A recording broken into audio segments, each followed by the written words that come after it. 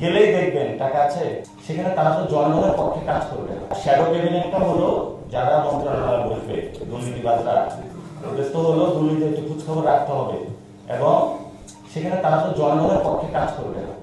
তো shadow ক্যাবিনেটটা basically জনগণের পক্ষে থাকে। যারা গভর্নমেন্টে চলে যায়, বাংলাদেশের জনগণের পক্ষে কাজ করতো, তাহলে এটা প্রয়োজন থাকতো না।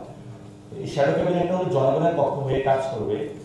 জনগণ এবং সরকারের মধ্যে একটা লেয়ার আছে, যেখানে হলো গেলেই দেখবেন টাকা আছে, এটা বলে না।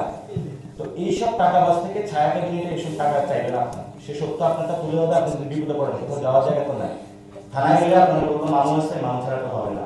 এই জন্য মানব পরিবর্তে জনগণের দরবারে সেবা পৌঁছে দিতে বাংলাদেশে একটি জবাবদিহিতা যারা সরকার আছে অ্যাকাউন্টেবল ট্রান্সপারেন্ট করতে এই হলো শ্যাডো ক্যাবিনেট।